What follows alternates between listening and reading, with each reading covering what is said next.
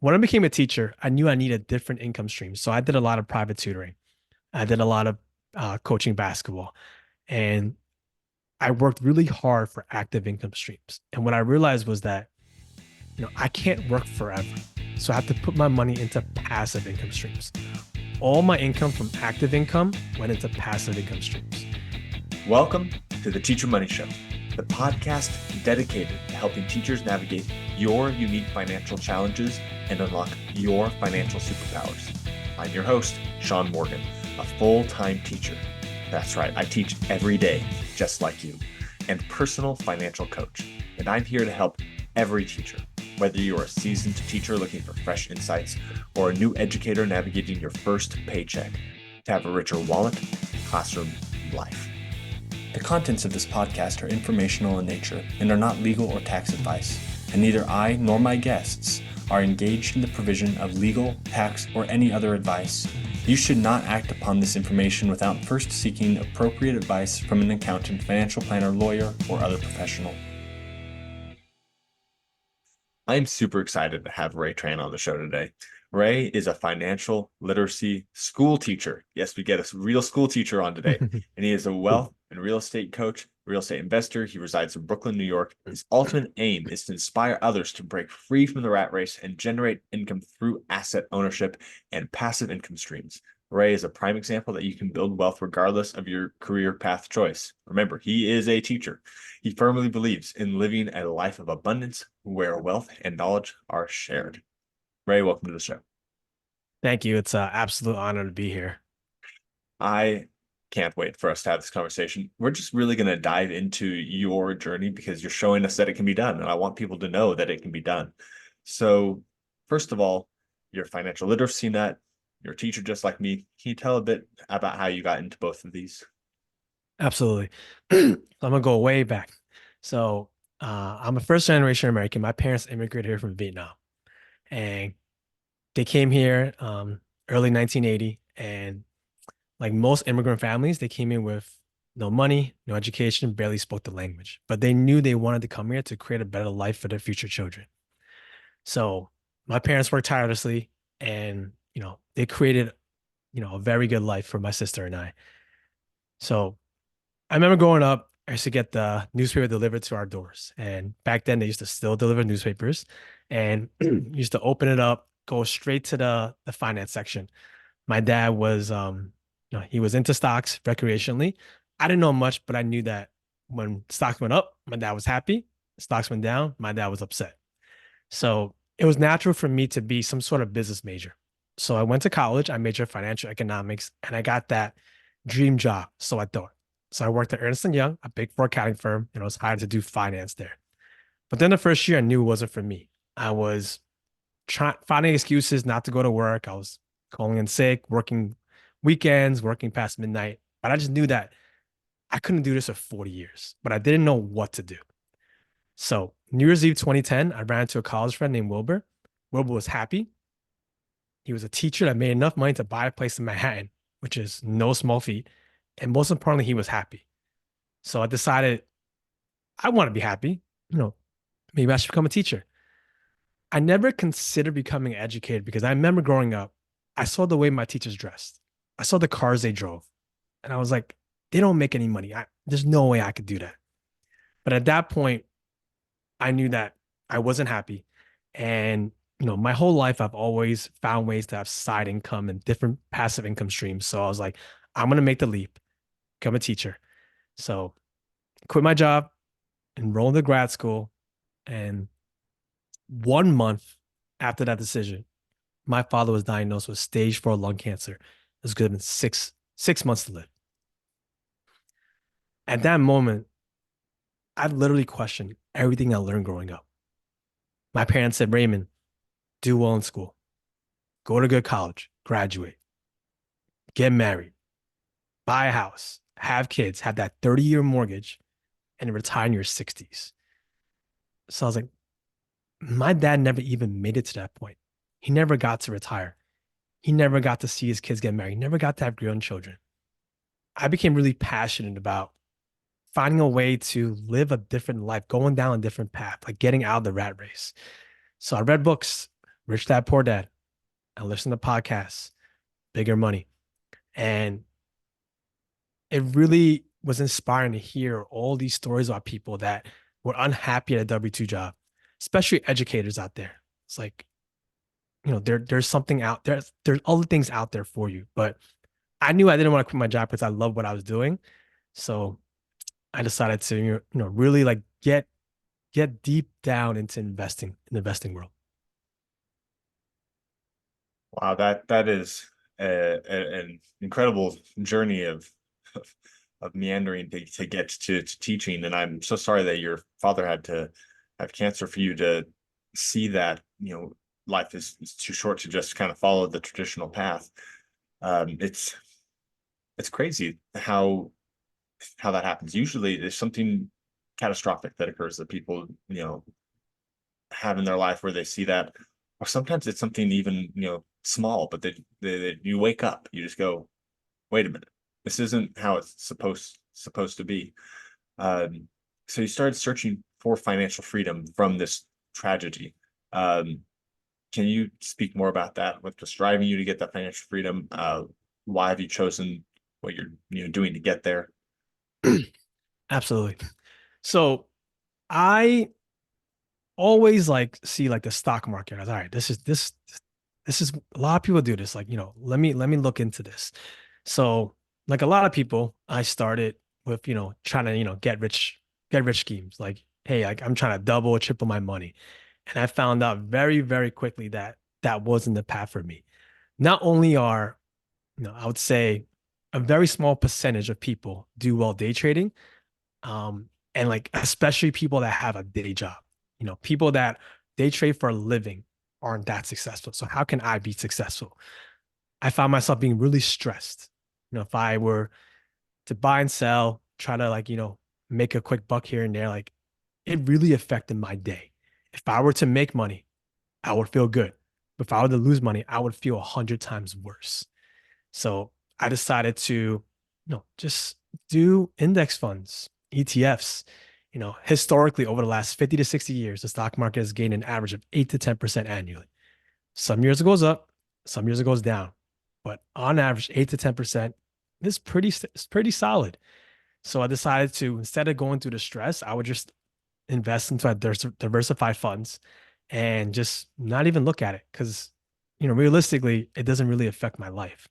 So, when I became a teacher, I knew I needed different income streams. So I did a lot of private tutoring. I did a lot of coaching basketball, and I worked really hard for active income streams. And what I realized was that, I can't work forever. So I have to put my money into passive income streams. All my income from active income went into passive income streams. So 2014, I bought my first apartment in Brooklyn to live in. And that was really important to myself and my family because before my dad was diagnosed with cancer, we were looking at buying properties together. So he passed away in 2013. And 1 year after, I closed on my first property. And it was big because getting that mortgage payment and paying the bills, I was like, oh, this is tough. So I felt the need to increase my spread between income and expenses by working more. And over the years, I just got really burnt out, like all teachers, right?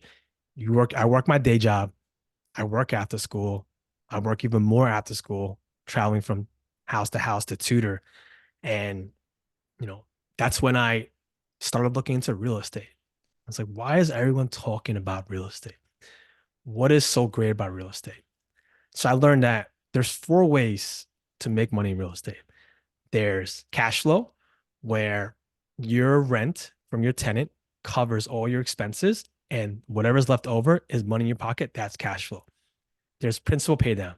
So generally, you will borrow money for investment properties, and over time, as your tenant pays the rent, you take that rent, you pay off your mortgage, and then the principal goes down. So your equity goes up. Third, there's appreciation. Generally, over the course of time, real estate will go up. So that will increase your equity. And last but not least, it's the depreciation, the tax advantages. So it's not about how much money you make, it's about how much money you could keep.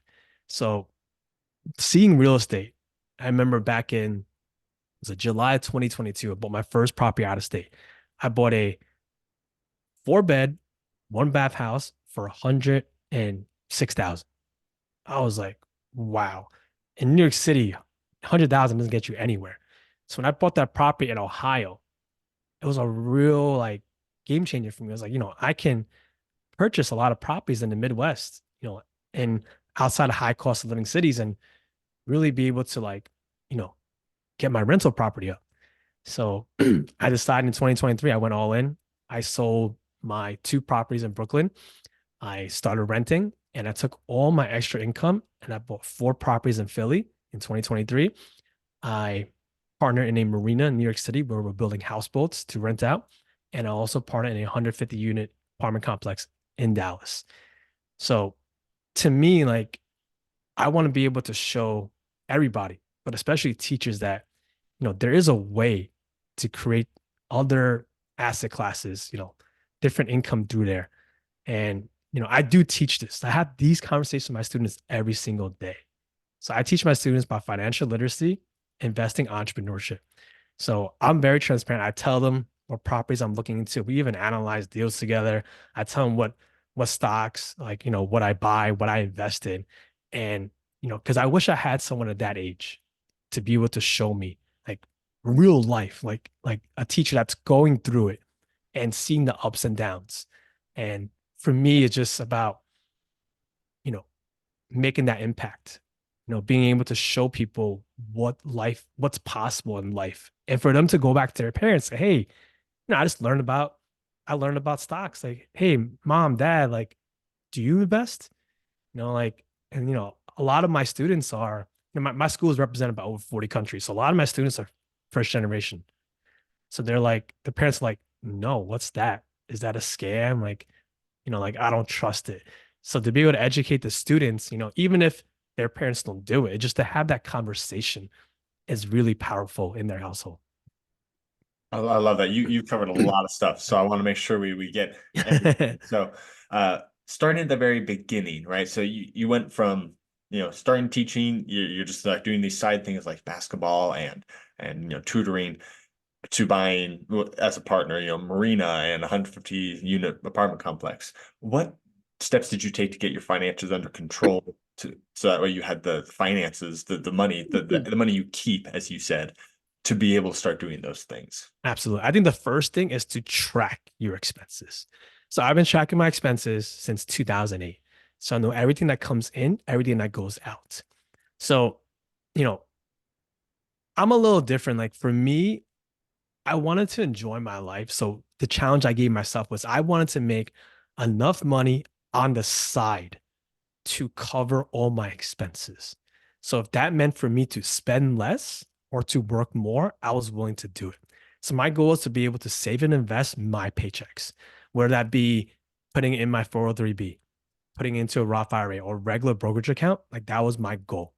So I just worked tirelessly to be able to make that spread, to be able to like save all my W-2 paychecks. Um, Tracking your expenses is a really difficult thing for most people. It's scary. You can say, yeah, I check my credit card statements, but do you really write down, like you categorize everything? How much are you spending on groceries? How much spending on dining? How much spending on vacations? And do you know what your spread is? Like the gap between your income and expenses. So when you see that you're saving $100 a month, that's $1,200 a year. You can't do anything with that. So it was real big for me to see that. And, you know, understanding that I was willing at that time at a young age, single, no kids, to be able to work really hard to be able to make that gap and be able to invest the difference. Yeah, I really like that you talked about tracking your spending. That's the number one thing that I preach is like, people talk about making a budget, but like if you don't know how much you spend, you can't make an effective budget. So you have to start by tracking your spending for sure. And then, having enough income on the side to cover your expenses. That's an impressive feat. How many hours would you say that you were working? You know, Obviously you have, your time outside of school and then you can work on the weekends and when you're on breaks. So I'm assuming that you would do more during like summer things like that. But how much on average would you say you worked in a week to make that possible? So I was working 7 days a week. I would say I was tutoring about 15 to 20 hours a week. So right after I get out of school, I go drive house to house to house. I mean, I've done as many as I think the most I did was 6 sessions after work. So I get out at 2, 3 o'clock and just go right to like 9, 10 o'clock. And, you know, I I guess for me, I was just like really driven and really motivated to really like from my bottom line. Because I knew that the more I work now, the less I have to work later on. And many people don't really want to put away money into retirement. And I always tell them, the more you put into retirement now, the closer you get to retirement. And a lot of people don't, they want that short-term satisfaction. And I understand that you have to enjoy your life. You have to, be able to like spend and like have the experiences. But at the same time, there are too many people in the world that once they get to retirement, there's nothing there for them. And they have to keep on working past that age. And that's something that I definitely did not want. So I was willing and able to, work earlier in my life. Okay, so we've got like, 60 hours a week going on, which by the way, compared to your, big wig financial company is probably about the same. It's not really that that big of a difference, maybe even Yeah, more sometimes absolutely. for them. Um, you're doing this. Are you still putting in that many hours of work? Currently. Yeah. So I am a father now. I have a 5.5 month son. So things have changed. Things have changed a lot. So my wife is also a teacher. And we're lucky enough to have the financial flexibility for her not to work. So, the plan right now is for her to be a stay-at-home mom until he's in daycare. And then when he's in daycare, to go back to work unless we're lucky enough to have more children. And that's a different conversation for a different day. But I do work. So right now, what I do is I don't tutor as much. I definitely don't tutor as much. But I do wealth coaching. I do real estate coaching. I have clients that are looking to build their wealth, whether through stock market, building businesses, and or real estate. So most of my time outside of my W-2 teaching job is focused on real estate, whether it's helping clients or myself go through investments. And depending on the day, it could get really busy. Like all of a sudden, if there's all this underwriting I have to do, all this analyzing, any closings or tenant issues. I mean, you never know what the day brings. Just like when you're teaching, you never know what you get from your students and what they'll say and what they'll do. With real estate, you never know what will come up. All right, yeah, I was asking you that because I was pretty darn sure that you weren't still doing that. And the point is that it's a season in your life, right? It might feel like it's going to last forever, but if you put in the grind now, if you put in the work now, that season will end, right? You'll be able to, as you get more of that passive income, you'll be able to do less of the grinding work because that passive income will start to snowball and take over itself. So, putting in that work now is great. Um, you have this, you're working really hard. You're just trying to get money, put somewhere to start building your wealth. Uh, and you eventually got into real estate. I'm just wondering, like, if you knowing what you know now, if you were going to start over, are you still going to be a teacher? What would you recommend, like a teacher, like if they're starting from zero right now, what would you recommend they start with on their wealth journey? So I'm a big believer in if anything in my path changed, I wouldn't be where I am today. So I personally would not change anything that happened. I wouldn't start teaching right away because if I start teaching right away, I wouldn't have the skills that I built in the corporate world. I remember when I was at Ernst and Young, like my spreadsheet skills were like average. And then I go to work as a teacher, like they think I'm amazing. So, you know, different skills and different like, navigating a corporate environment definitely gave me skills. So for new teachers, I would say that teaching is, I guess like so some people it's like their calling, right? To be able to like really make a difference. Growing up, I remember I had a teacher in fourth grade, Mr. Bluto. And you know, I was great at math, but reading wasn't my thing. And he was the person that really something clicked in my head with him, whether because he was like hard on me or whatever it was, like something clicked. And I was able to make that shift and get over the hump in terms of reading and writing. And as an educator, we have that opportunity every single day. And I think it's truly fulfilling. But at the same time, you know, you want to be able to take care of yourself as well. There are definitely opportunities as an educator. Um, I tell people like tutoring is the number one thing, especially if you're in a high need subject, there's always need for it. And, what the pandemic, like the one pause that came from it is remote tutoring on Zoom. People are open to having these meetings. Like, if 2020 never happened, like we probably wouldn't be sitting here on this Zoom podcast. There's no way we would like, hey, like, Ray, can you fly here? Shaun, can we meet somewhere in the middle? Like that's the only way to do it. But that really opened up a lot of eyes to different, opportunities. So I would say tutoring is something very big. Most schools have after school opportunities and they have coaching. And I think coaching is great because you get to interact with your students in a different way outside the classroom. Like students are different in and outside of classroom. So to be able to see them and just to create that relationship and to be able to, make an impact on their lives. And then financially, I think it's really important to put money aside in your 403b, 401k. Not only are you like, yes, you're setting aside money that you can't really access until your later age, but that's pre-tax money. A lot of people complain about taxes. The more you put into a pre-tax account, the more you lower your taxable income and the less you pay in taxes. So this year, 401k, 403b is 23,000. So let's say you make $100,000. If you don't contribute anything, you're paying taxes on the $100,000 income. If you contribute 23,000, instead of being taxed on 100,000, you're being taxed on 77,000. So that's 23,000. You're not saving 23,000, but you're saving the taxable income of that 23,000, which depending on your bracket, it could be anywhere from 6 to 7,000. That's huge. In addition to that, you're saving that money. Most people can't save $23,000 a year.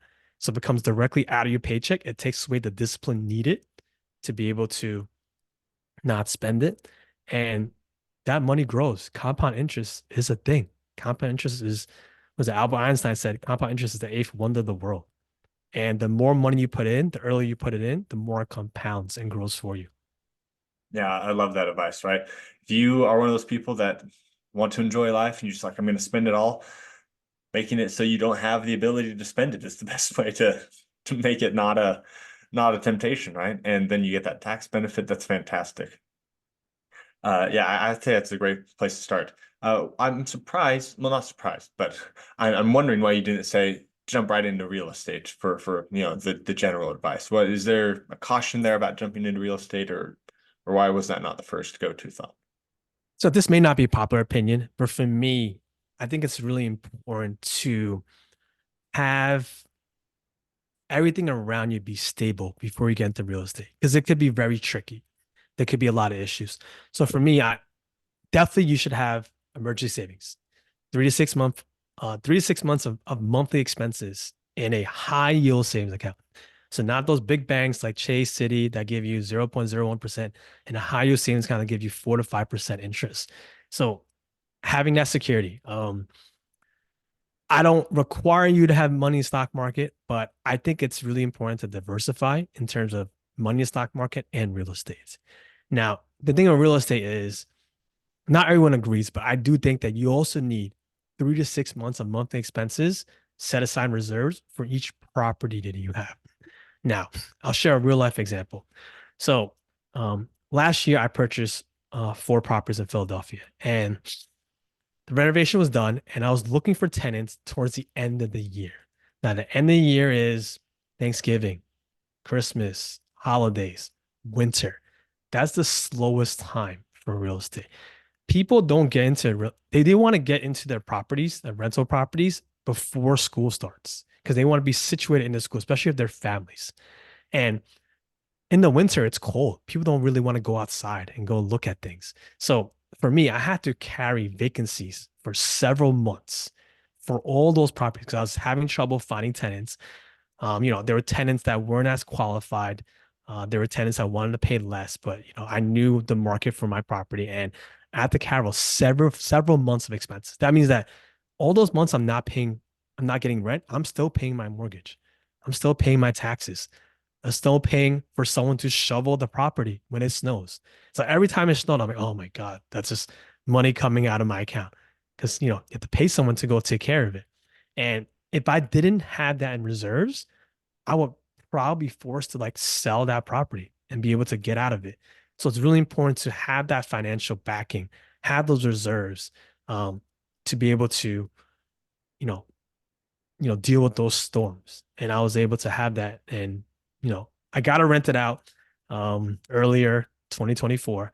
And, everything is occupied right now. But I think it's really important to have those reserves and, you know, personally and with your properties. Yeah, I think that's great advice. Real estate takes a lot of knowledge, a lot of time up front, and you have to have that solid foundation. I'm dealing with a major real estate issue right now, which when it all settles, I'm going to do a whole podcast episode on beware of these I would problems. love to be there with you. Yeah, we can talk all about it. It's quite it can be quite the up and down. But I mean, the idea is that with investing, the ups outweigh the downs, and you just need to be able to weather the downs. Otherwise, they'll really crush you. So just being aware of that is huge. Yeah, um, you you increased your income and started investing in basic things, and then you got into real estate to really explode your income, and you were doing all these things on the side. And now you have family. You're doing a lot. Okay, I mean, you've scaled back some of the side hustles, but how are you balancing teaching, which some people say is, it's the hardest job. It's so time consuming. I know teachers who spend hours outside of their contract hours just to get things done. I also know teachers that spend hours outside of their contract hours when they shouldn't be. But like, how are you able to teach and balance everything else? I feel I'm very fortunate. I'm in a really good situation. This is the first and only school I've ever taught in. I was actually a student teacher there, and then I got a full-time position. So I have amazing support from my administration. I think that's literally the most important thing in your job. Um, Administration doesn't necessarily have to be, nice to you and love you, but they have to really support you. And if there's issues that you want to bring up, they have to be willing to listen. They're not always going to agree, but we're the ones that are in the class. We're in the battlefield. The administrators are overseeing everything. Like they don't know everything that's going on. So to really take the teacher's feedback is really important. So I'm not like the typical teacher. So when I first started my career, I taught core math and I was teaching 2A state tests. And when I made the switch, so now I teach what's called I teach STEM math talent. So every student in our school, they choose a talent, whether it be dancing, vocal, art, science, engineering, or math. And in my math talent, we, we really teach about personal finance, investing, entrepreneurship. So I actually have all the curriculums from other companies that have created for me. So I spent almost no time creating curriculum. So I do the stock market game with my sixth, seventh, eighth graders, and that's sponsored by the SIFA Foundation. It's an amazing program. We actually we had a news outlet come last Friday to highlight us because April is Financial Literacy Month, and SIFA Foundation offers free stock market game where kids have $100,000 to invest in stocks, bonds, and mutual funds. In addition to that, they gave us a full curriculum of lessons for us to use with our students. So in sixth grade, I focus on that, and I focus on another program called Everify, which has modules that really teach kids about, you know, I do the basics of it, like, bank accounts, savings, budgeting, and how to start a business. And in seventh, eighth grade, I do a program called Virtual Enterprise, which is a worldwide program where kids learn to start their own business. They learn about graphic design, website design, spreadsheets. And then in eighth grade, they start their own virtual company where they're doing resumes and cover letters. They're doing interviews for positions like CEO, CFO. They're doing payroll every 2 weeks, and they're literally running weekly meetings. So I feel like I'm blessed in my job where all the material is given to me and I just have to roll it out. And for me, since I had my students for 3 years, I make them really, really independent. In sixth grade, a lot of kids say I'm really mean. And when they ask me a question, I say, YouTube it, Google it. go find the answer. The internet's smarter than me. So if they're able to figure out how to things to do independently, by the time they're eighth grade, it's basically on autopilot, right? For them to really, and I always tell them like, I'm not gonna hold your hand. I think a lot of educators really, obviously there's students that need it, right? There are definitely students that it depends on your demographic that you teach, depends on the program and what type of students you get. But lucky enough to have them for 3 years, I get to mold them and kind of shape them into the person they need to be by the time they leave eighth grade and go to high school.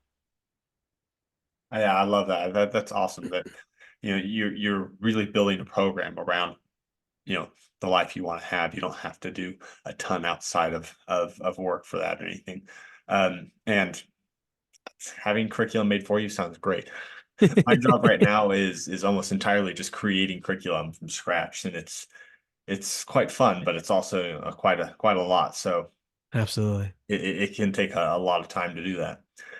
All right. I've loved having this conversation with you. I've loved talking to you about how you have been able to, as a teacher, start putting money aside, building your wealth.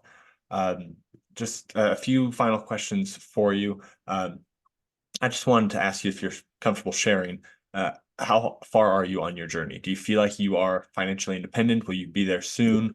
Do you feel like you've made it? Where are you at?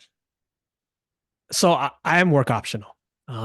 So I don't have to do my teaching job. I can live a relatively comfortable life, but at the same time, you know, um, I'm a father now and expenses go up. So for me, it's just being able to keep investing money. And by teaching, I have the income, extra income to be able to keep doing investments. And growing up, I was told to save, save, save. But to truly build wealth is to invest, invest, invest, where that compound interest goes to work and things just multiply a lot quicker. So at this point, you know, I really do love my job. So I don't think I'll be quitting anytime soon unless my administration changes like drastically. I really love what I do. It gives me the freedom. Like we work 180 days in a year. So it gives me the freedom for literally half my calendar year to focus on other things, whether that be personal things or investments or work related. And we have our summers off. I get out either at 2:10 or 3:10, depending on the day. And for me, that's still like a lot of daylight left for me to do other things. So, you know, even though, my net worth is a point where, I'm in a comfortable place, I do plan on like keep growing with it because even aside from like my own personal thing, like I want to be able to help other people. I want to be able to coach and mentor other people to be able to live the life that they want. I meet with so many people that say, oh, it's such a struggle. I don't have the money to do this. I want to be able to buy a house. And that's actually a really big topic for me personally. So it may not be popular opinion, but I'm a very big proponent of renting versus buying. So to me, when you rent, that is the maximum you pay on a monthly basis. If anything goes wrong, if anything needs to be fixed, your landlord should be the one fixing it. When you own your own property, that is the minimum you pay. If the roof leaks, the boiler breaks, the wash and dry goes out, that's money out of your pocket. So for me, I plan on renting for a foreseeable future, especially in New York City. And any leftover money, I'd rather put toward other investments out of state. So if you were to purchase, let's say, a $1 million property for round numbers, you would need 20% down. You would need 4% for closing costs, and you also need reserves. So a lot of people will put all their savings into the down payment, and then they're going to be left with no reserves, and they're going to be living paycheck to paycheck for the next 30 years to pay off their mortgage. So I always tell people that, not that I don't agree with buying, but you want to make sure you're in a financial place. Make sure you have reserves to cover anything. Because when you're a homeowner, the headaches go up, they don't go down. So I want to make sure that people are set up, with that possible situation coming up. I think I need to have you back on so we can have a debate about renting versus buying. Sounds like a lot of fun. I'm a big proponent of owning my own home, but the points you made for why to rent are also great. I mean, it's situation to situation for sure. Absolutely. Definitely Okay. situational. I loved everything you said today. I definitely want to have you back on sometime because it's just been a lot of fun talking to you. But just to wrap this up, got two more questions for you. First, what is your number one tip for teachers to have a richer wallet, classroom, and life? I would say to prioritize yourself. I feel like a lot of teachers, especially new teachers, and it's a lot in the beginning. There's so much to do, and different people are giving you different advice, but take care of yourself. I'm very big on not taking work home. So if you take work home, you're in a different environment. You probably don't want to be doing that work in that environment. So you're not as productive. So for me, I'll use my prep periods, my lunch periods to do work. I'd rather stay at school after work and get it done since I'm still in that environment than go home. And for me, the first like year or two, I was so stressed out doing that. So I would say like that's the biggest thing. Don't take work home. And if I want to add a second one, track your expenses. Know what you're spending, know how much you're making, know what your gap is.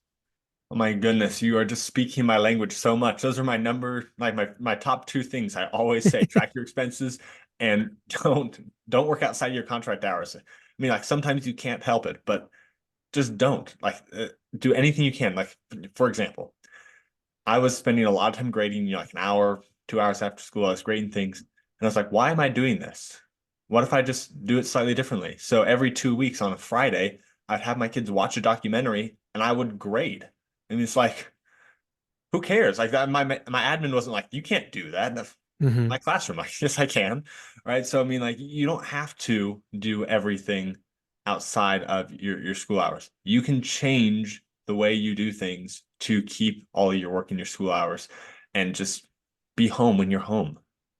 And don't grade while you're watching Netflix. It's just terrible. Yeah, you're probably Absolutely. not grading very faithfully if you're watching a show. Anyway, sorry. If you do that, whatever. Okay, last question for you. If teachers want to, ask you a question or reach out about, wealth or real estate coaching, how can they get in contact with you? Sure. So best place to reach me is either through my Instagram, which is rt.invest, plural S at the end, or my website, www.rtinvest.com. I do post content on all these topics, and I love the engagement that I get from other people, whether it's educators and non-educators. I mean, it's just information. And there's a lot of like clickbait information out there. So I do my best to like, you know, offset those things to giving you value information from my personal experience. And yeah, you could reach out to me, ask me any questions. If you're interested in any wealth coaching, real estate coaching, I'll be there to answer you. I just want to be able to, make massive impact, for people's lives. That's why I became an educator.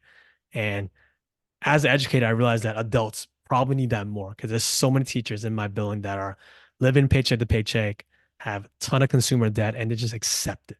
And that's just the way life is. And I want to tell them, like, it doesn't have to be that way. There are things that you can do, there are mindset shifts that you can make as well to be able to look at things in a different perspective. And, there's hope for everybody. I love it. Now, if you want to just get the direct link to those things, you can go to teachermoneyshow.com/podcast, find the show notes for this show. And that way you don't have to remember where to to go to get in contact with Ray. But Ray, this is a lot of fun. I really appreciate you coming on and sharing your journey and how it's possible for educators to build wealth. Thank you so much for coming on the show. Absolutely. It's been a pleasure. Thank you so much for creating a platform for people to come on and really share their knowledge, their experiences. And, we just want to be able to impact more people, give people hope and go like, hey, like this is possible. There are people here that have done it. So like for me, like years ago, like I was that person listening to podcasts, looking for people to inspire me. So I hope that, we've been able to do this today. If you'd like to come on the podcast for coaching, to share an expert opinion, or just to talk about a topic you think is relevant, I'd love to talk to you. Just fill out the form at teachermoneyshow.com/guest. I look forward to talking with you.